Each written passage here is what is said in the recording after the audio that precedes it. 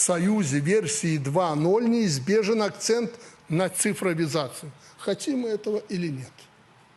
Создание единой цифровой платформы для бизнеса, развитие электронной торговли, использование больших данных – это те направления, которые помогут нашим экономикам повысить свою эффективность.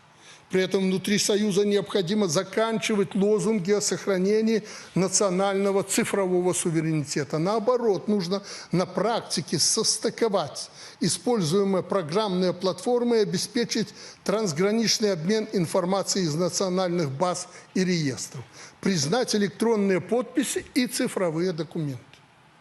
Однако, решая названные прикладные задачи, мы должны помнить, что главная цель развития Союза – повышение благосостояния граждан.